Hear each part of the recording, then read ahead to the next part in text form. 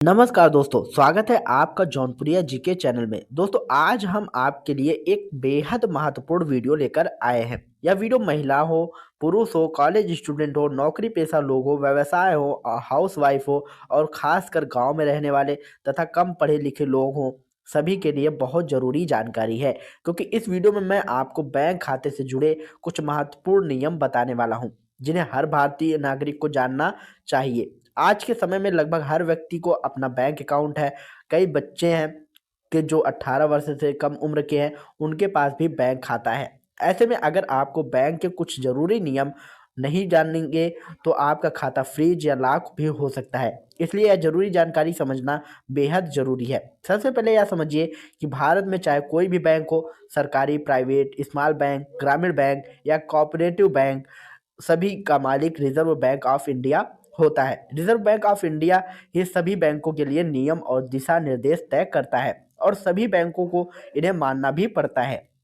अब बात करते हैं उन खातों की जिन्हें बंद या फ्रीज किया जा सकता है। अगर आपने किसी बैंक में जीरो बैलेंस पर खाता खुलवाया है और 1 या 2 साल तक उसमें 1 रुपए तक का लेन देन नहीं किया है, तो वह खाता बंद हो सकता है। और इसी तरह जिन खातों में पैसा तो है लेकिन लगातार 2-3 साल तक ना पैसा जमा किया गया है और ना निकाला गया है, उन खातों को भी निष्क्रिय मानकर फ्रीज किया जा सकता है। ऐसे में आपको केवल एक छोटा सा लेन देन कर देना चाहिए, चाहे आप कुछ रुपए निकाल लीजिए या फिर कुछ रुपए वापस जमा कर दीजिए, यह भी लेन देन माना जाएगा। आप ज़्यादा नहीं तो आप 1 रुपए भी कर सकते हैं, इससे आपका खाता चालू रहेगा।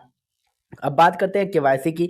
तो बहुत से लोग अभी भी केवाईसी नहीं कराते हैं और इसी का फायदा उठाकर साइबर अपराधी गांव में जाकर बैंक कर्मचारी बनकर लोगों से आधार और पैन कार्ड लेकर उनके खाते से पैसे उड़ा लेते हैं। याद रखें, कोई भी बैंक कर्मचारी आपके घर आकर केवाईसी नहीं करता है। केवाईसी कराने के लिए आपको खुद बैंक जाना होता है। आपको बस अपना आधार कार्ड, पैन कार्ड, उनकी फोटोकॉपी और एक पासपोर्ट साइज फोटो बैंक में जमा करना होता है। अगर आप पढ़े लिखे नहीं हैं तो बैंक कर्मचारी स्वयं आपका फॉर्म भरने के लिए बाध्य है। अगर कोई मना करे तो सीधे बैंक मैनेजर को बताएं और वहां जरूरत पड़ने पर इसकी शिकायत भी दर्ज कर सकते हैं। अलावा अपने बैंक पासबुक में दिए नंबर पर ध्यान दें। कई लोगों का मोबाइल नंबर बदल जाता है लेकिन वे बैंक में अपडेट नहीं कराते। ऐसी स्थिति में आपके खाते से पैसा कटने का मैसेज आपको नहीं मिलेगा। इसलिए जब भी केवाईसी करवाएं, अपना सही मोबाइल नंबर अपडेट करवाएं ताकि हर लेन देन की सूचना आपको तुरंत मिले। अब एक महत्वपूर्ण बात,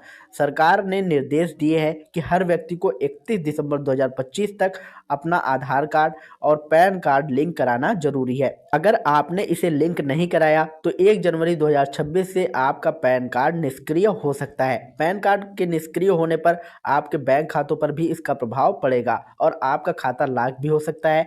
दोबारा पैन कार्ड को सक्रिय कराने के लिए आपको शुल्क भी देना पड़ सकता है। इसलिए आधार और पैन कार्ड को लिंक कराना सभी लोगों के लिए बेहद जरूरी है।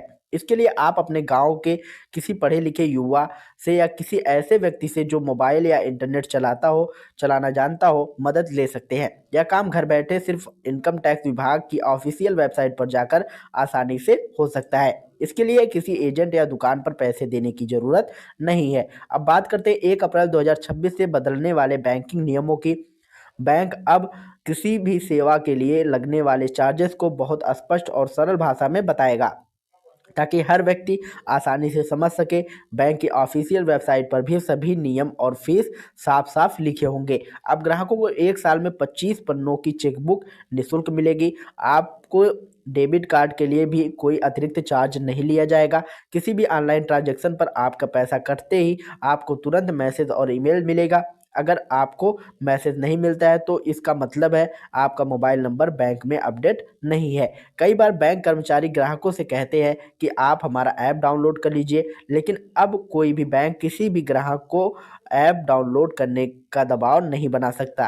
अगर आपको पासबुक अपडेट करानी है तो बैंक कर्मचारी उसे अपडेट करने के लिए बाध्य है। दोस्तों, बैंक आपके पास आपके पैसे से चलती है, इसलिए कभी भी बैंक जाने से ना डरे। पढ़े लिखे हो या ना हो, यह आपका अधिकार है कि बैंक आपकी बात सुने और आपकी मदद करे। अगर कोई कर्मचारी या मैनेजर गलत व्यवहार करे तो आप इसकी शिकायत कर सकते हैं और करनी भी चाहिए।